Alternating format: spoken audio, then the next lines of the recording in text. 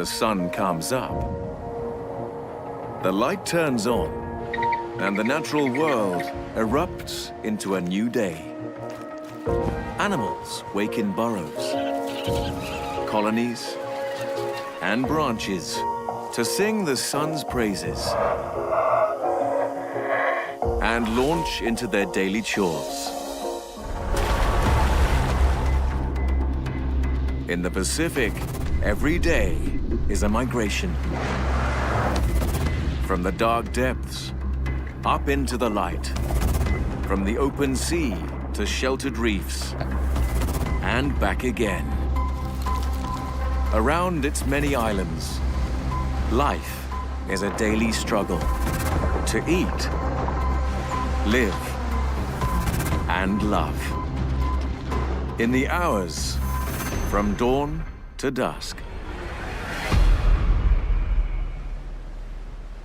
On a calm September night, a few hours before dawn, the Pacific looks placid.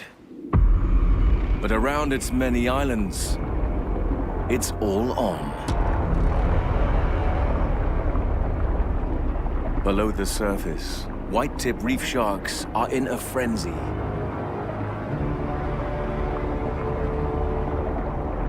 They own the Pacific's reefs at night.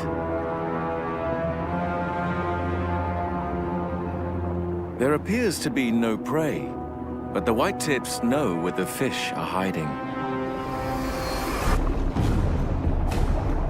The sharks gather in a pack and force themselves into every nook and cranny in a group attack that lasts until the morning.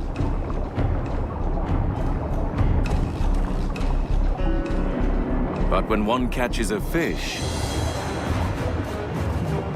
it's every shark for itself.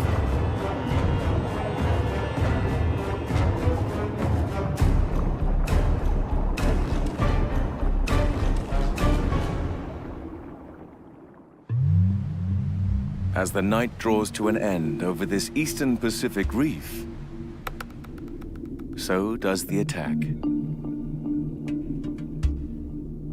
The little white-tips have earned their sleep. They don't have to swim to keep water flowing over their gills. So they spend much of the day huddled up in caves for safety. Bigger hunters like tiger sharks now rule the water. They'd eat a white-tip for breakfast if they found one.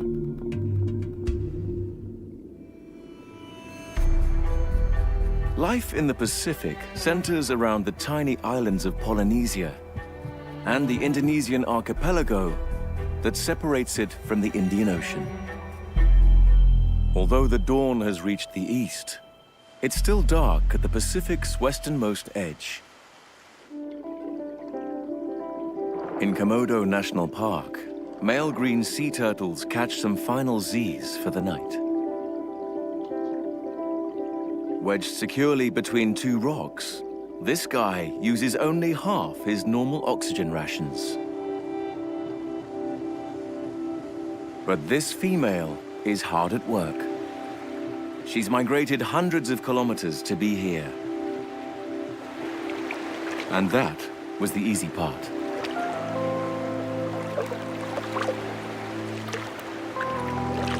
As an air-breathing reptile, she must lay her eggs on land. Otherwise, her babies would not be able to breathe inside their eggs.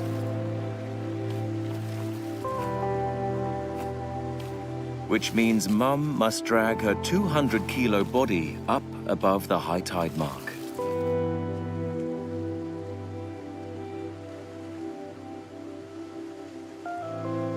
She was born on this beach herself, so as far as she knows, it's a safe place to nest.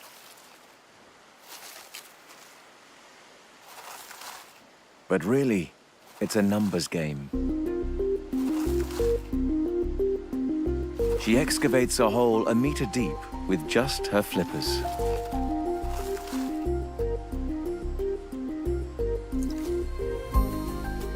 and fills it with around 100 eggs. Only a few of them will survive. Most will fall victim to nest raiders and other predators.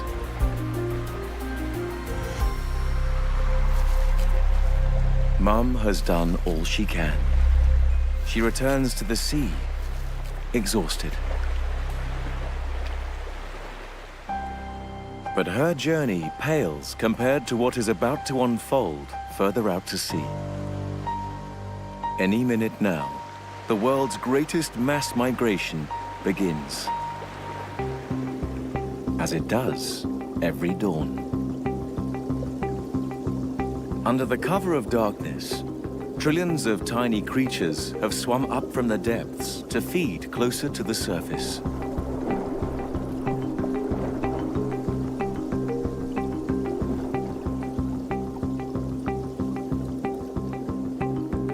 They're zooplankton, a menagerie of baby fish, crustaceans, and simple microscopic animals.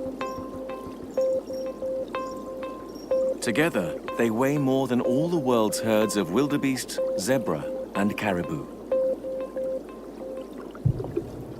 As dawn approaches, they reverse their migration back to the relative safety of deeper, darker water.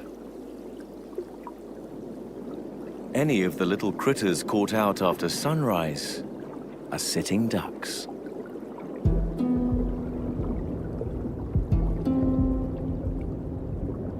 A whale shark skims off a dense patch of plankton that didn't get to safety. It's a lucky break for the world's biggest fish. Usually, it has to filter thousands of liters of water to extract this much breakfast. It passes the rich plankton soup through its gill slits, where rakers collect its tiny prey. But the giant must eat nearly continuously to fuel its hulking body.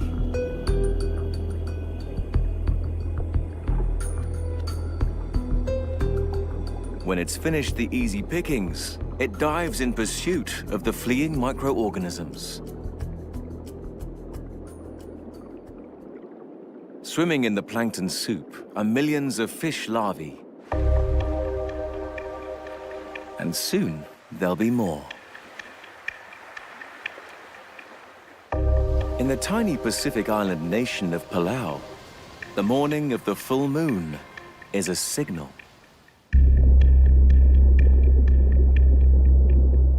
We can't read it, but these red snapper can. The normally solitary reef fish gather in their thousands. They migrate from all corners of the reef to this specific spot and wait.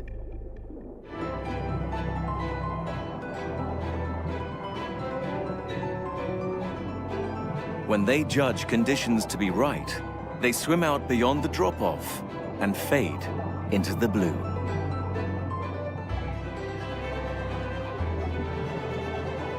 Although a squadron of hungry sharks has no trouble spotting them.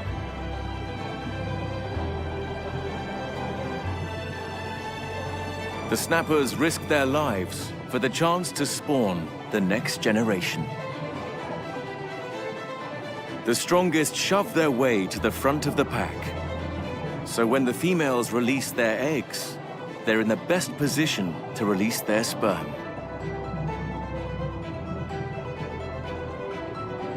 The currents sweep the fertilized eggs away from the drop-off.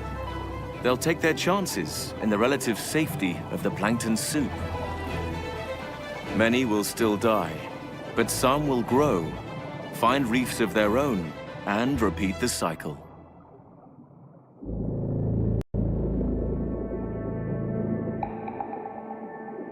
On a reef in New Guinea, one of the Pacific's most mysterious creatures searches for one last meal before it gets too light.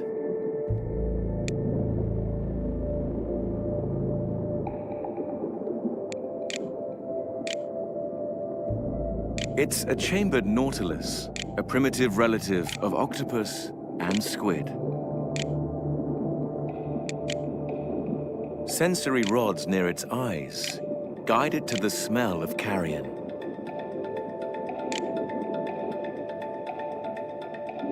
Which it grabs with 90 grooved tentacles.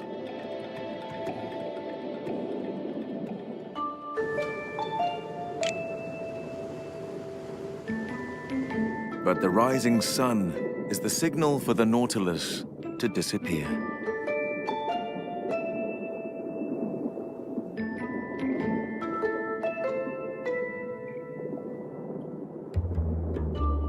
Even though its eyes are basically pinhole cameras,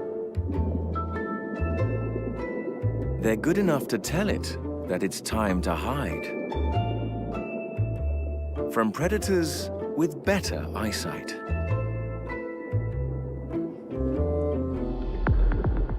Its shell has many gas-filled buoyancy chambers.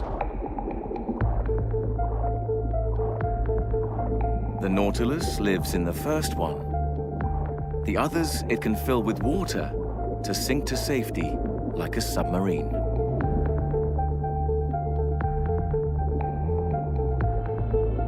Then it looks for a safe, rocky crevice.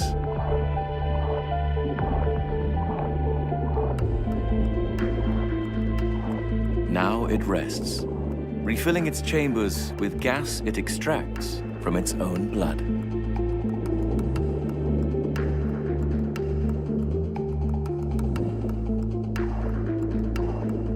By dusk, it will have regained its buoyancy.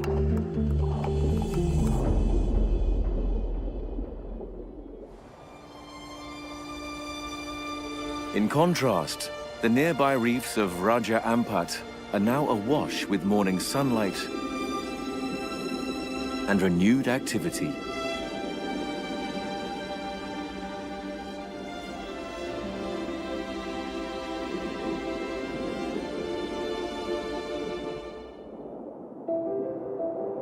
Many small fish have survived the night by hiding in crevices or friendly anemones.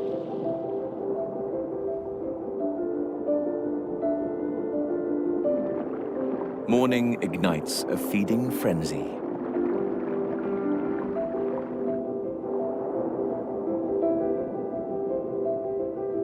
Currents churning over the reef sweep planktonic animals to the surface.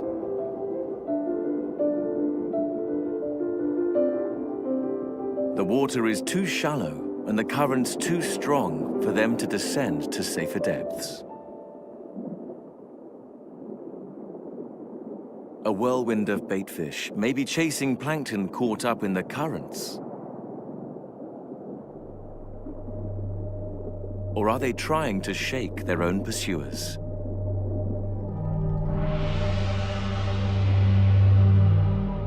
Pygmy devil rays are little cousins of the manta.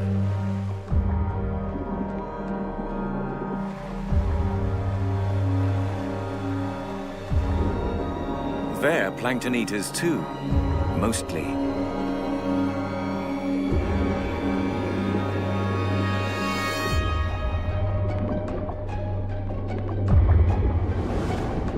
They also love fish small enough to swallow whole.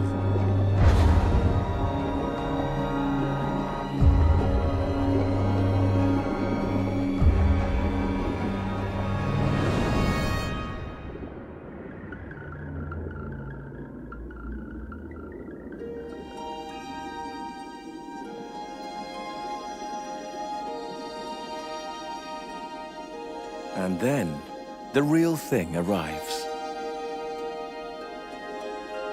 Mantas only visit the reefs by day. What they do at night is a mystery.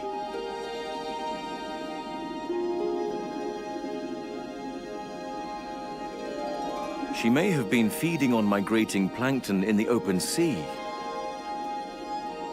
but she's still hungry.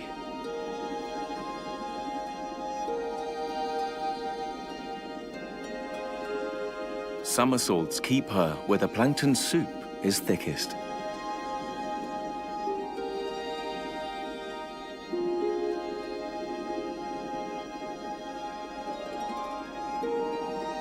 She's the first of her kind to arrive this morning. But many more are on their way.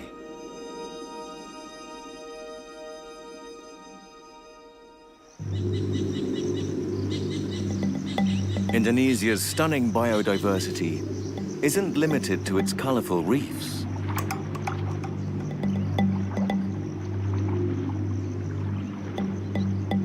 As the tide begins to ebb, even its mudflats reveal a flamboyant touch.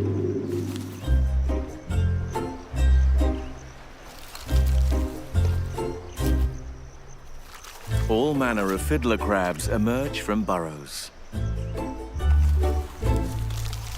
8 different species on this mudflat alone. They dance to the beat of 2 different drums. The cycle of day and night, but also the cycle of high tide and low.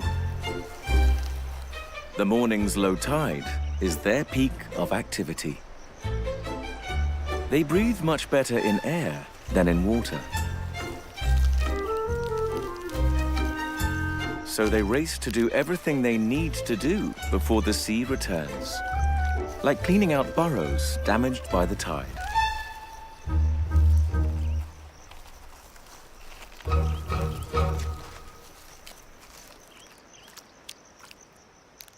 Once the chores are done, it's time to sift delicious, nutritious detritus from the mud. They leave little balls of inedible sand behind.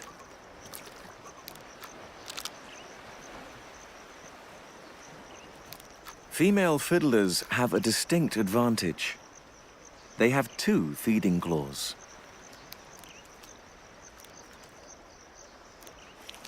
It's their preference for partners with big claws that created the lopsided males.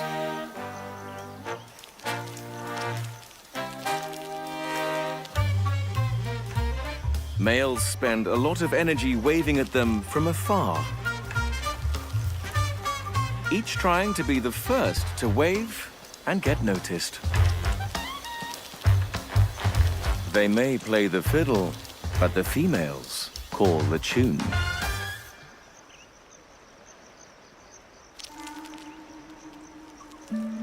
Much of the time, the only attention they get is from another male.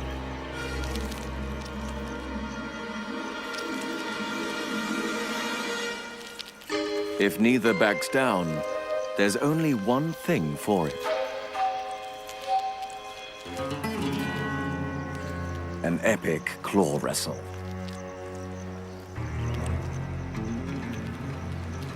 A good burrow is worth fighting over, especially in front of the opposite sex.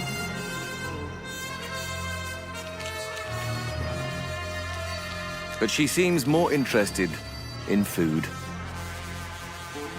Sorry, fella. Better luck next tide. If there are easier ways of attracting a mate, the news hasn't reached Amami Island off Japan. Today is the day this little white-spotted pufferfish finishes his magnum opus. He's worked on it solidly for a week. Starting with the central circle and then the radiating furrows and ridges.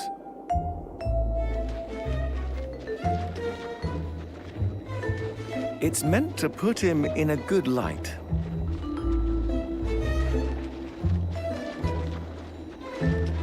He's the only fish we know of who makes such elaborate love nests.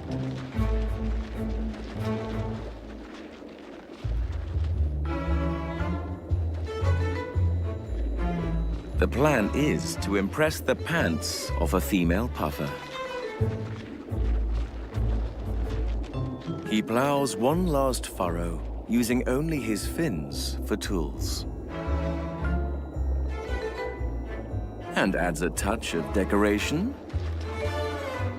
Who could resist such a beautiful invitation?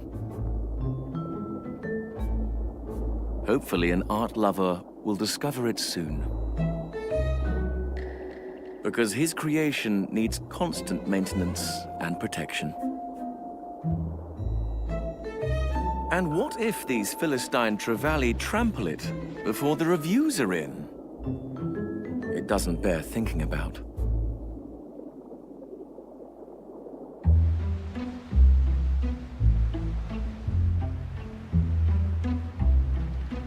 Thousands of kilometers to the south, Tasman boobies make nests that are strictly functional. By mid-morning, only one parent is on each nest. The other is out fishing to provide for Junior.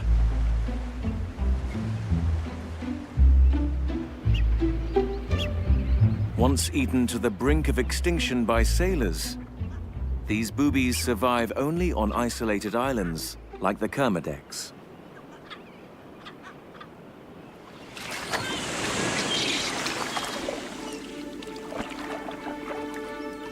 These islands are volcanic cones rising from the ocean floor. Draped in coral and festooned with rich marine life.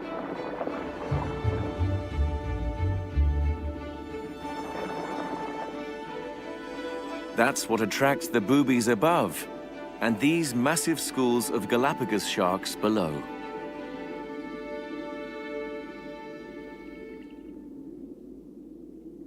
But they're no threat to the island's largest visitors.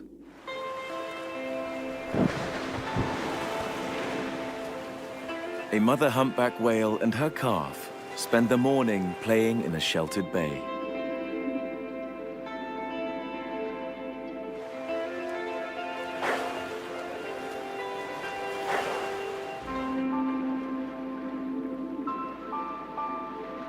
They arrived at the islands 5 days ago to rest and catch their breath.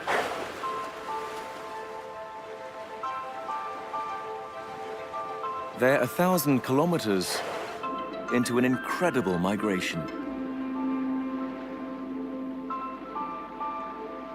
The mother hasn't eaten since she left Antarctica 3 months ago.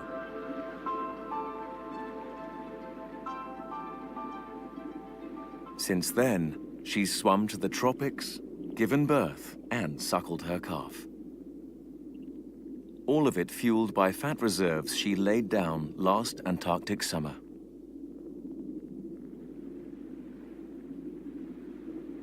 As her calf grows bigger, she grows thinner. And the hardest part of the journey still lies ahead. 5,000 kilometers to go before she feasts again on rich krill in the 24-hour polar days.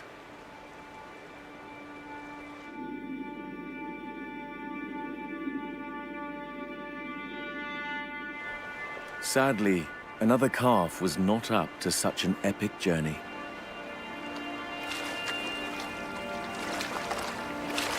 Perhaps this one succumbed to exhaustion.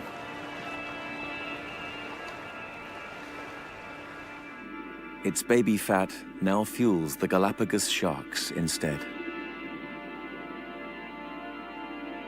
But they couldn't have made those big bites. So what did?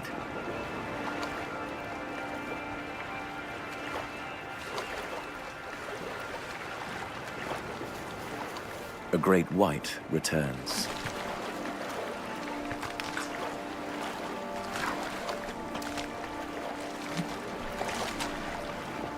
Perhaps she is the killer. Perhaps just another scavenging opportunist.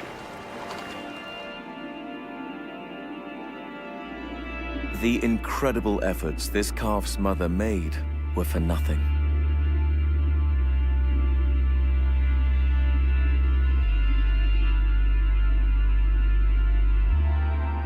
She'll continue her migration alone.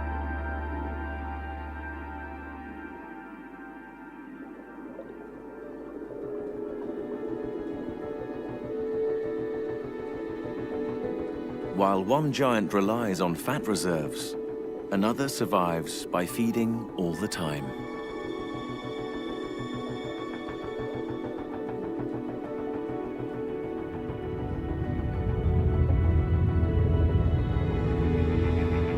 It's midday on the reefs of Raja Ampat, and the mantas are at their busiest.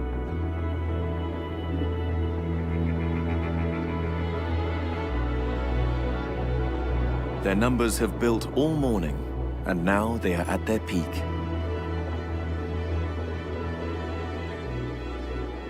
The reason for their gathering, like so much about mantas, remains mysterious.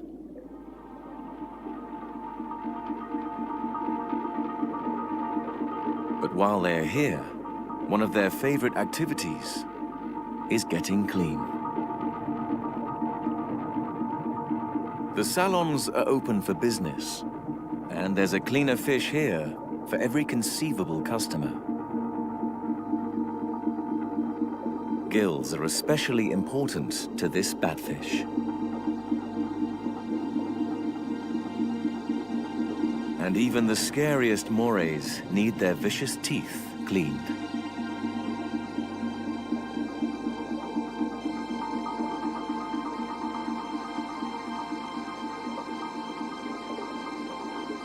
Not to mention the messy eaters, like this reef-munching hawksbill turtle.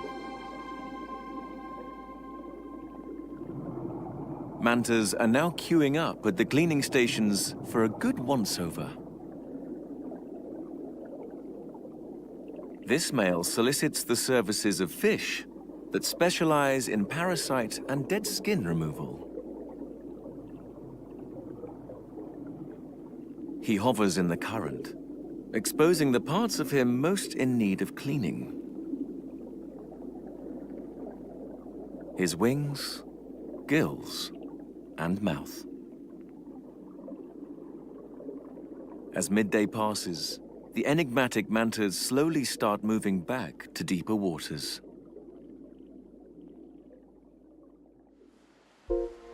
In Palau, the midday sun also signals a turning point.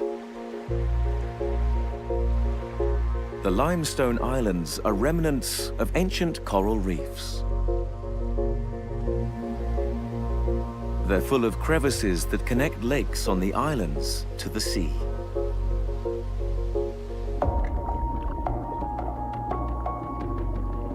Golden jellies trapped in this lake for thousands of generations have evolved a unique behavior.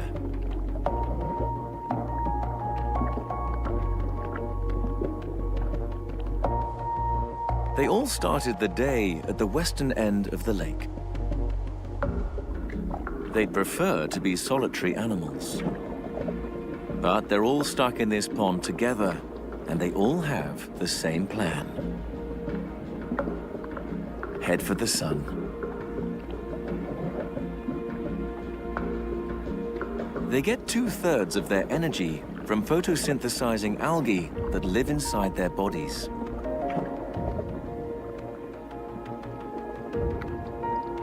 The jellies rotate to expose them evenly to the sun. In return, the algae inject food straight into their host's tissue.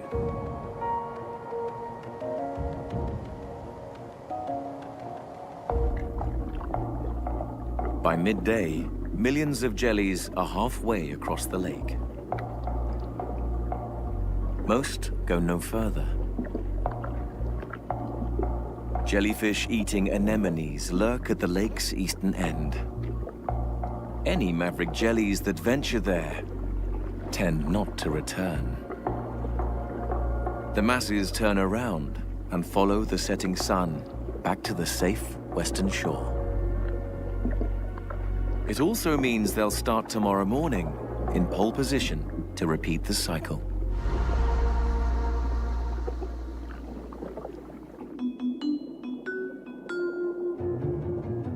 Off Japan, the pufferfish's mind is firmly set on repeating the cycle of life. He's repaired the damage done to his 2-meter mandala by a rampaging shoal of trevally. it is once more a sight to behold. And by early afternoon, someone comes to do just that. It's a female, round and heavy with eggs. Her contribution to the next generation. Now she inspects his creation. His design is not just beautiful, it serves a practical purpose too. No matter which way the current flows, the furrows funnel fine sand to the center. It's one of the criteria on which she judges his workmanship. So he stirs it up for her to admire.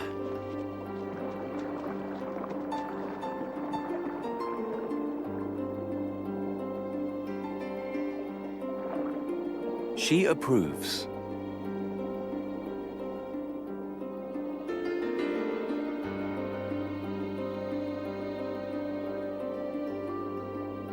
They court, ever so briefly.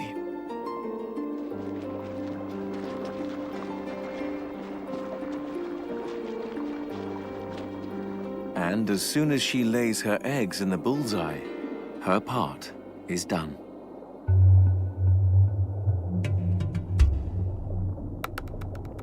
But the little male stays behind, on guard duty.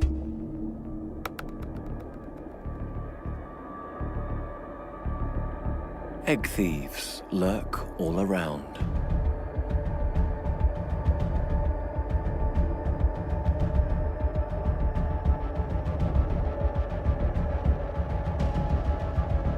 But some are very well disguised.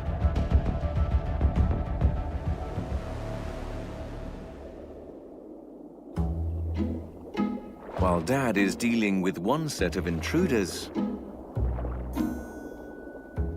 another sneaks in the back way. The flounder's masterful disguise allows him to get much closer.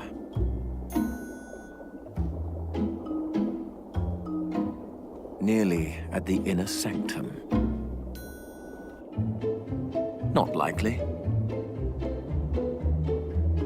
Puffer Dad has intruder-detecting superpowers. He thwarts his nemesis. Again. And again.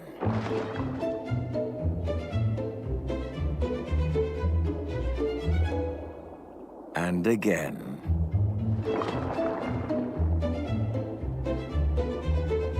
Like a true supervillain, the flounder always comes back for more.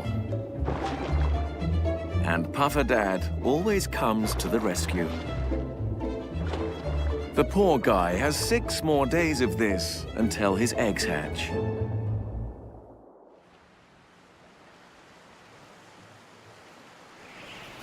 Tasman boobies parent a little differently. Their chick had a younger sibling once. The firstborn pushed it out of the nest. It's now feeding the fishes at the bottom of the cliff. Mum and Dad don't interfere in sibling rivalries.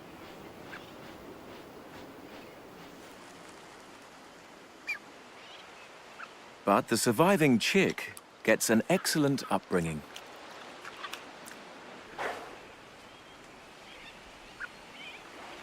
In the bay below, the humpbacks are having an afternoon get-together.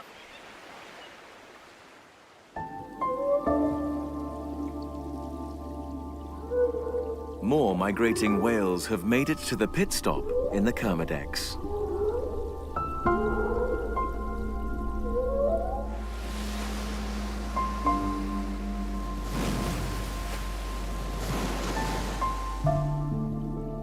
For the males, it's a chance to share a song.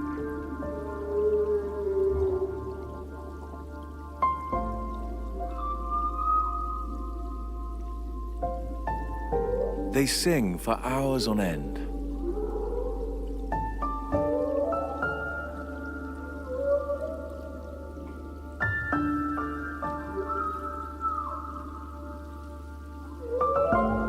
They learn new verses from each other and carry them home.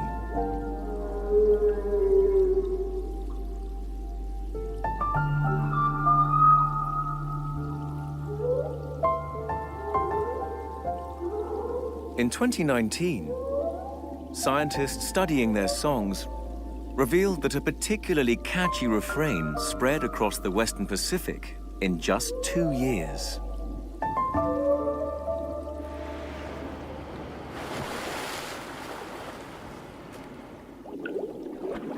After 5 days resting and socializing, the humpback mother and her calf are ready to continue their journey.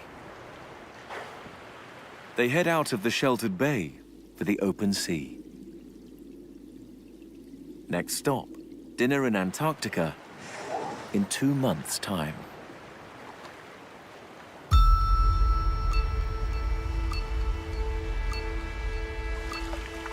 Although Komodo dragons are capable swimmers too, they're homebodies rather than explorers. They have everything they need on their tropical islands in Komodo National Park. The 3-meter-long adults have spent the middle of the day lying in the shade, trying to stay cool.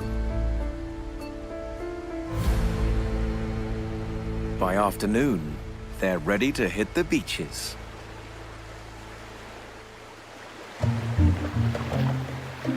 The water is refreshing, but that's not why they've come.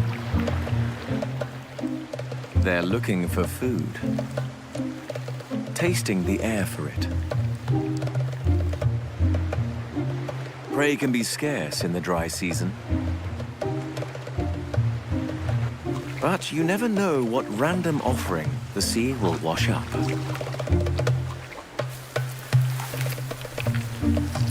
A whole turtle today. Not particularly fresh, but dragons have cast iron stomachs. There's still good meat in here, somewhere.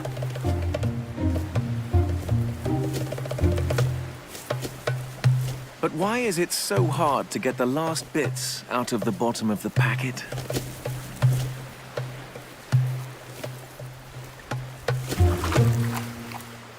Right. What's for dessert?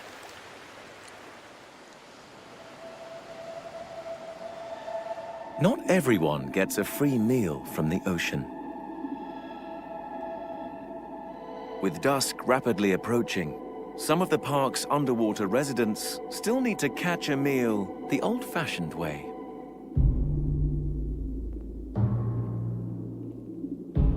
Unfortunately, frogfish are not fast movers.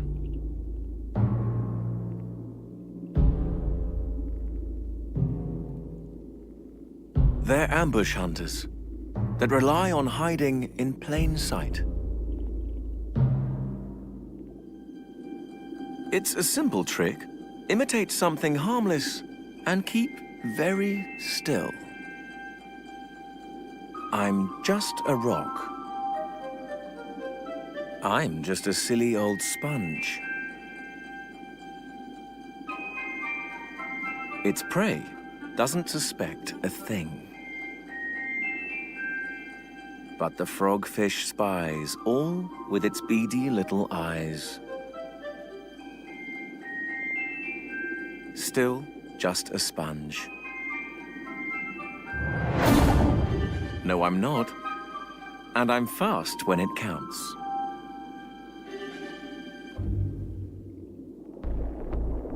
It's last orders too for the cuttlefish. Super smart relatives of the Nautilus.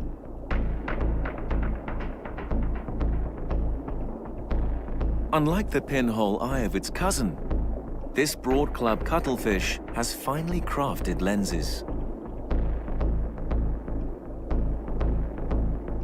It also has polarized vision and high-tech W-shaped pupils that improve contrast. The tools of a daylight hunter, so he'd better get a wiggle on. Crabs hoping to stay still and not be noticed seldom get away with it.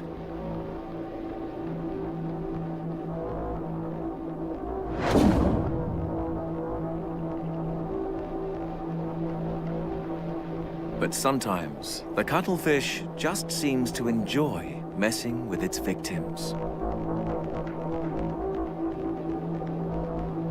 Instead of sneaking up, it strobes.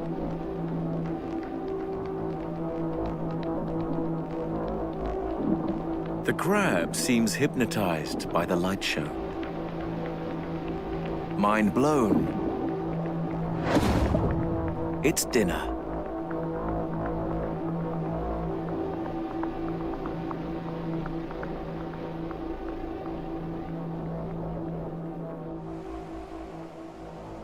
As the sun starts its final descent, the underwater world is the first place to get dark. The fading light is the cue for creatures that rely on eyesight to hunt or evade detection to wind up their day. But the nightlife is getting an early start.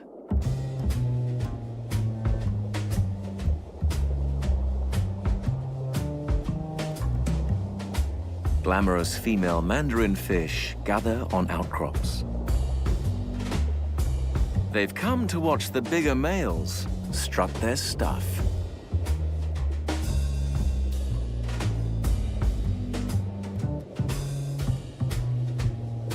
Not one, but two suitors fancy their chances. That's going to cause trouble. Fins up, they try intimidation first.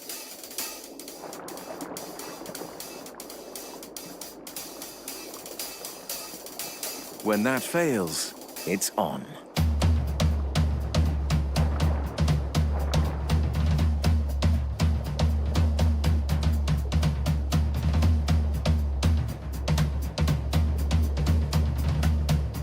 The loser signals submission and slinks off to cool his heels in a crevice.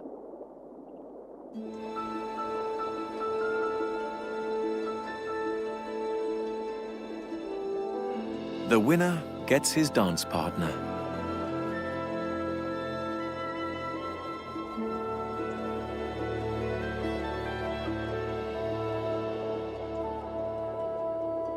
He lifts her up high on his pelvic fin, in an intimate embrace that ensures they're as close as can be when they release eggs and sperm in perfect synchronicity.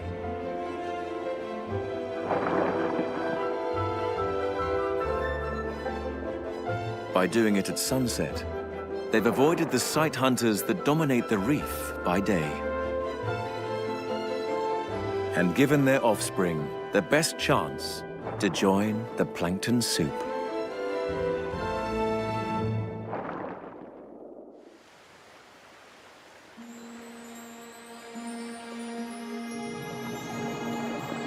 On the reefs, the time of sharks is here again.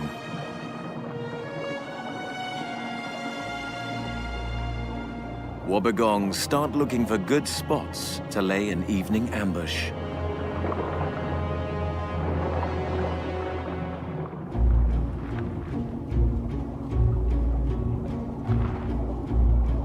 And another strange walking predator appears. A shark this time.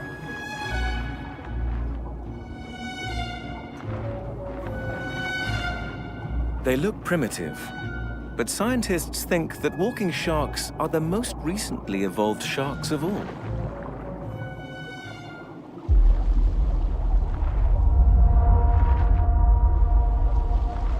It's the ferret of the reef. Sniffing out every nook and cranny of the complex obstacle course.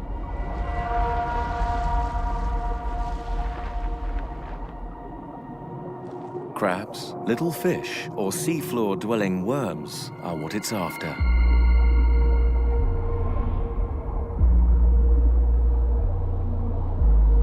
There's no escaping its electroreceptors and keen sense of smell. Not even by hiding in the sand.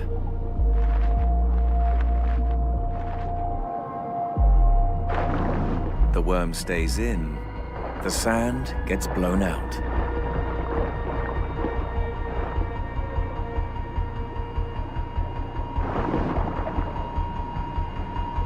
And on to the next meal it goes.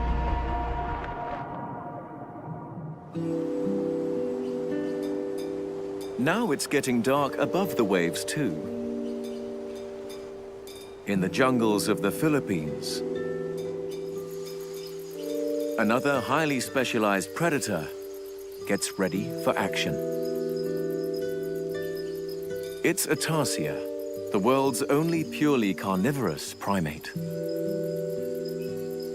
And weighing 160 grams in the rain, one of the smallest.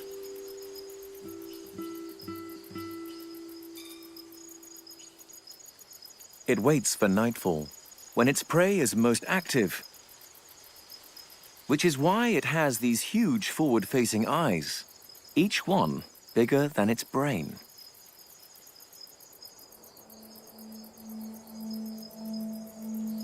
Now, to find a meal and avoid run-ins with its own nocturnal predators.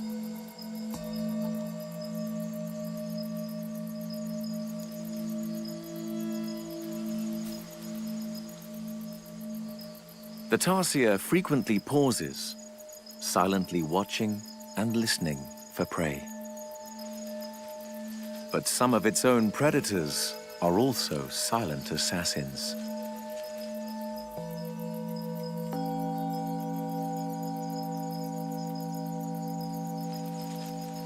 A mangrove snake is big enough to be a threat. But the owl-eyed tarsier quickly spots the danger.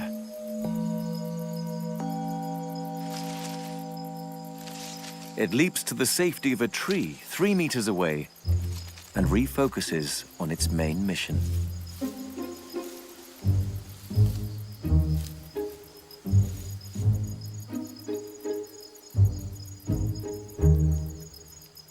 The tarsier hears its prey with ears just as supercharged as its eyes. They swivel independently to pinpoint its location. There it is. Food. Oblivious food. Now the eyes acquire their target.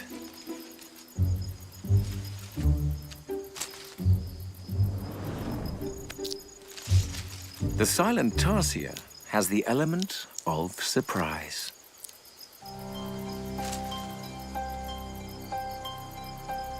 It'll continue its acrobatic rampage until the sun returns.